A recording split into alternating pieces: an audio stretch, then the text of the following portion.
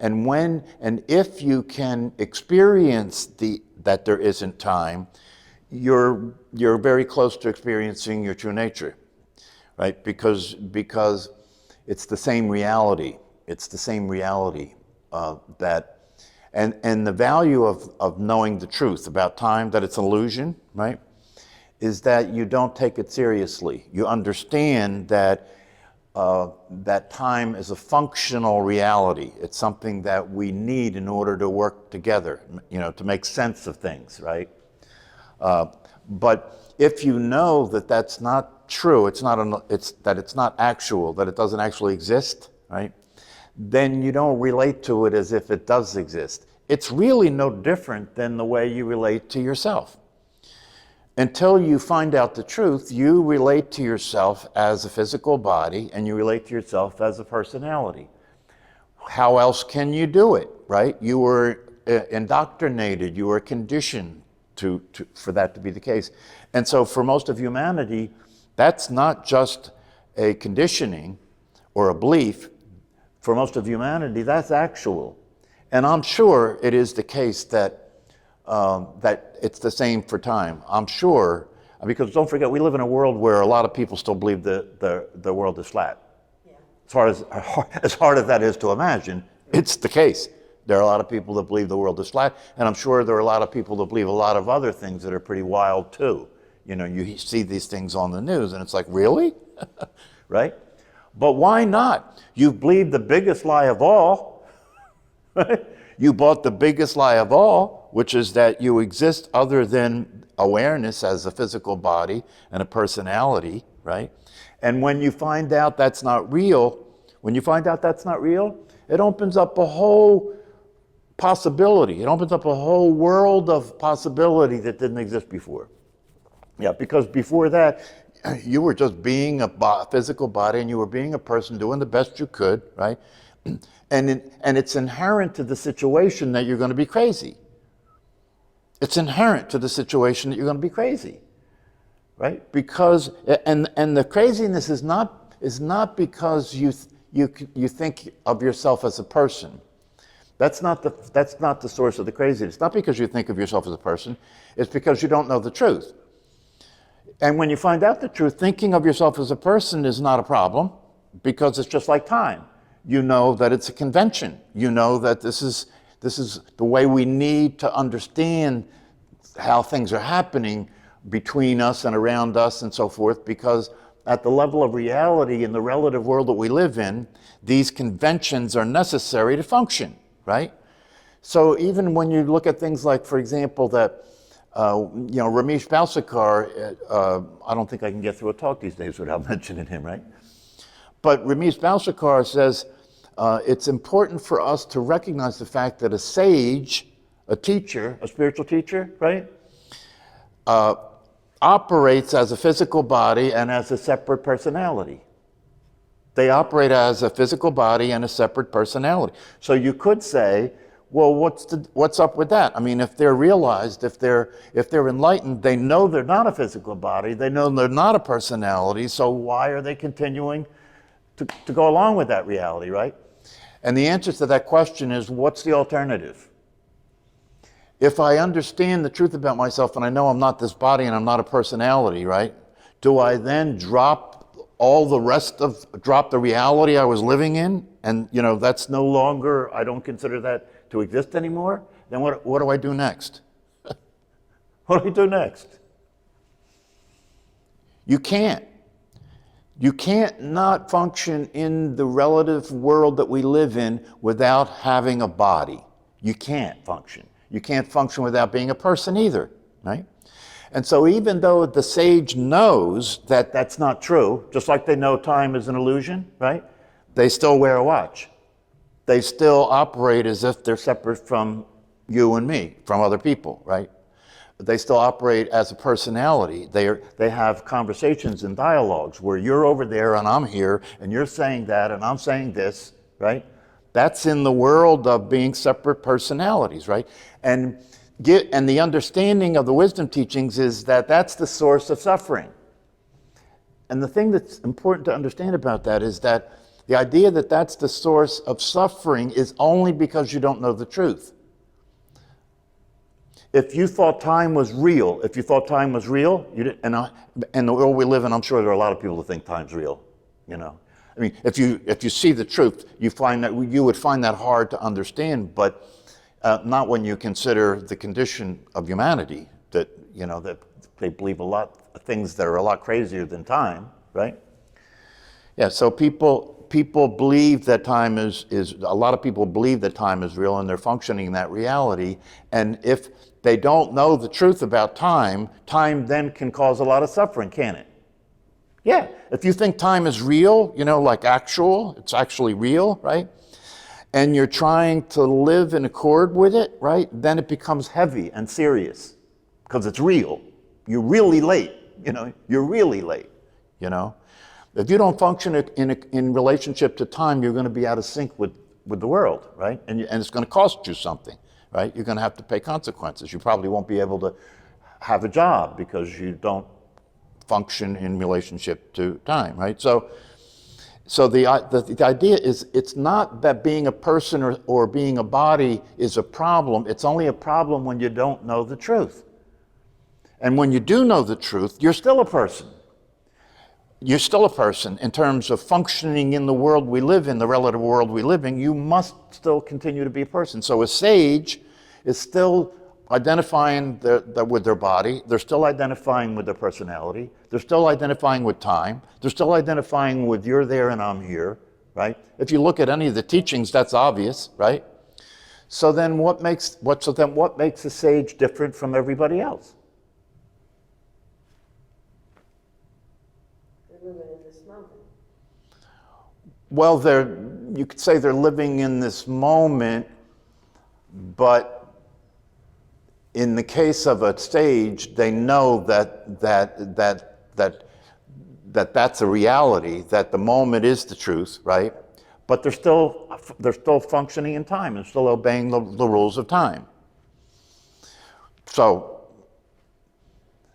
the thing that makes a sage different is, and that's why I keep coming back to this, because it is such a critical aspect of self-realization, such a critical aspect of the evolutionary process of waking up and seeing the truth and experiencing the truth of who you are.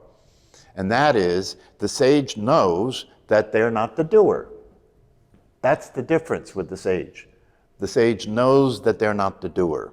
The sage knows that everything is predetermined. The sage knows that these things are the case.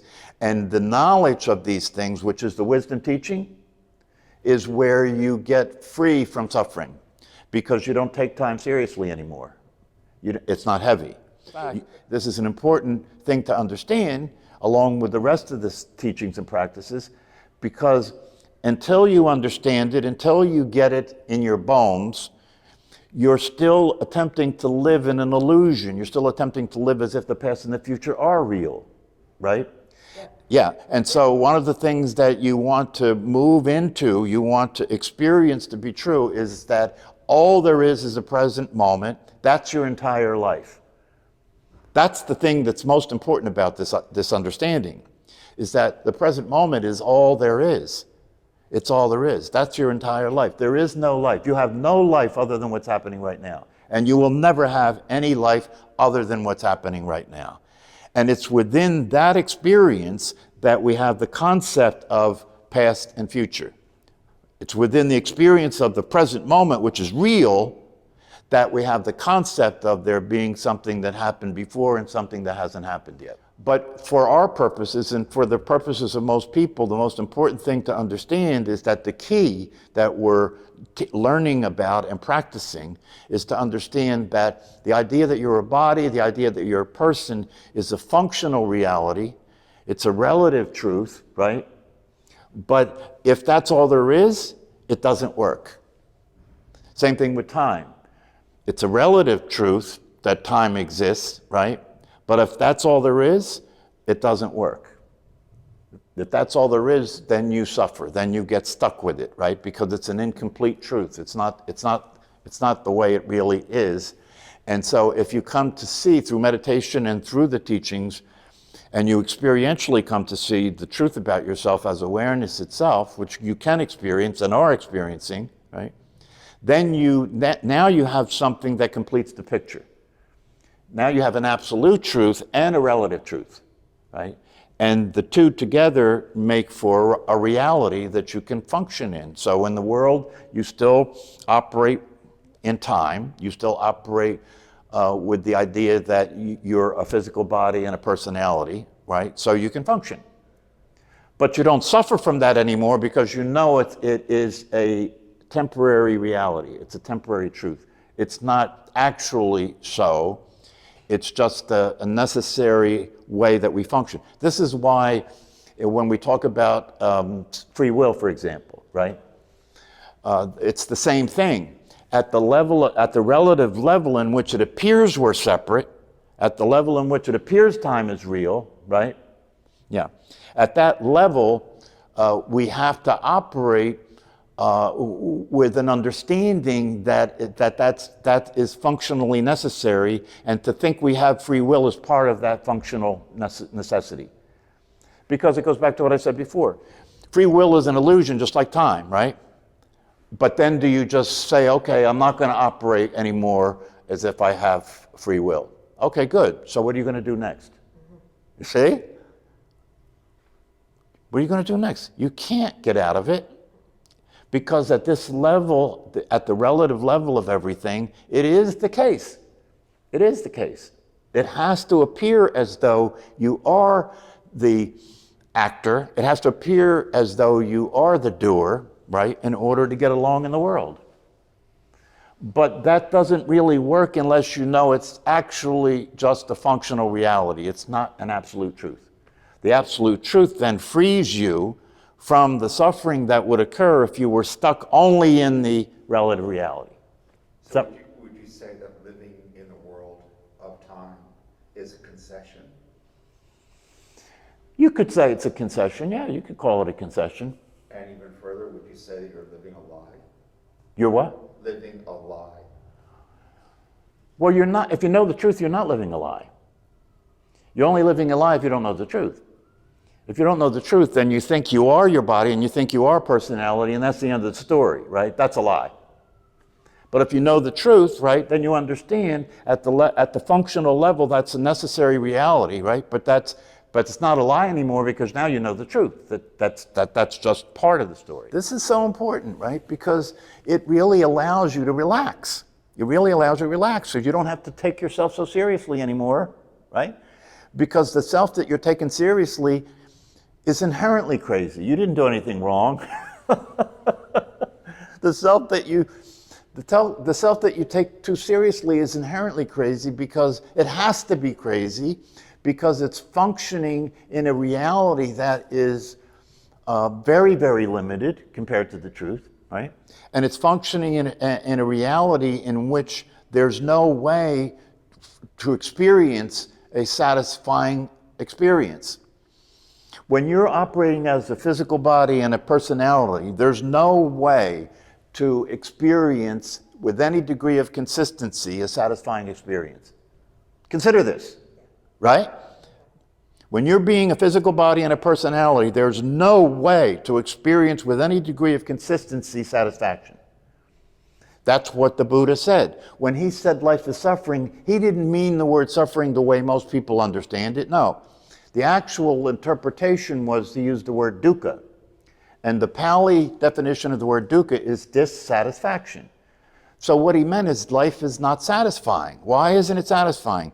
Because nothing lasts. And everything that's pleasurable that you want to hold on to, you can't. And everything that's uncomfortable that you want to get rid of, you can't. And therein lies the suffering. Therein lies the suffering. So we're learning about reality, and we're learning to practice something that gets us out of the illusion and into the reality of the situation. And when you make that transition out of the illusion and into the reality situation, you can then be free of the suffering that would otherwise occur. But you still are playing the game of life. You're still in the world. You still operate with identifying yourself as a physical body and so forth. The infant got indoctrinated. The infant got conditioned. So you can't go back. Now you've got the conditioning, right? So when you go forward, it will be with the conditioning. It's not the baby's gone. Forget about it. You can't get the baby back. But you can move on to stage 3. Stage 3, most people don't know there's another stage, right? They think that the baby grows up, you become an adult, right? You learn how to function in the world, you know, all that stuff, right? And that's the end of it. Then you die, right? In the meantime, you try and distract yourself from death, right? And have as much fun as possible, right? That's life, right? Yeah. But when you see things as they are and you understand reality the way reality is, it's a whole different ballgame than that. It's a game changer, so to speak. So you can relax, even if you know, this is one of the most radical aspects of the truth, right? Is that not only is there no time, but there's no beginning and there's no end. You didn't start and you won't finish, right? These are the radical aspects of the truth. But in terms of death, right, and death is talked about a lot in the teachings because it's the absolute and ultimate thing that we want to recognize what's real, right? Because the teachings are that death isn't real, death doesn't exist, right? So one of the things that students who are practicing meditation and developing these understandings are dealing with is having that understanding and that experience be one that they have totally digested. Do you understand? It's one thing to learn that death isn't real, but you're still afraid of death and you don't believe that, right? Because it carries so much credibility, right? The idea of death, it carries so much credibility with it, right? But if you continue to do the practices and you continue to deepen your understandings of the teachings, you can get to a place that doesn't have any grip on you anymore. So that's one of the reasons why you're doing this, isn't it? You want to get free. You want to get out of that. You want to get out of the idea of time. You want to get out of the idea that you're limited by your personality. You want to get out of the idea that you're limited by your physical body. And that's going to take something because you've been completely conditioned to believe otherwise. In an unrealized state, your future cannot violate your past. In an unrealized state, what will happen cannot be other than what has happened, because what will happen is coming from there. Yeah. You can't think a thought that is outside of the system of your mental state. You can't think a thought that's outside of the system of your mental state. Therefore, you're limited. So one of the things that very intelligent people do is they do whatever they can come up with to do to get outside of that. And in many cases, they have successes with that, like Einstein said. It's not an accident that he said some of the things he said that were absolutely consistent with the Eastern teachings. It's not an accident that was the case, because he was clearly involved with that and understood that, and he was clearly trying to make as much use as possible of being open and receptive to whatever is true that might be beyond his personality or beyond his limited understanding of things. And out of that, he came to a recognition of a formula that expresses the universe. So this is one of the most important things I think about all this is in order for you to do what it's going to take to be awake and stay awake, it takes a tremendous commitment. Haven't you noticed? Yeah. It takes a tremendous commitment. Most people aren't up for it. The way things occur, right? The way things occur, right, is different in many cases from the way they are. Okay. It's the way it's occurring. That's all. It's just the way it's occurring. And here's the other part. This is called transcendental wisdom. If you go and look at the Heart Sutra, which is considered to be, within that particular teaching is the whole thing. Right? It's really useful to go look at the Heart Sutra. But the title of the Heart Sutra is Transcendental Wisdom. Transcendental wisdom, not just wisdom. Transcendental wisdom. Meaning that, it is the case that when you consider it from a time perspective, it could take a lifetime of practice. Right, to realize the self, to wake up, right? But the transcendental reality is operating alongside of time. And the transcendental reality is, while that's true, at any time in the process you can have the experience. At any time in the process you can have the experience. And you may have an experience that is a brief experience, right? And then you go back into, the conventional way of understanding everything, right?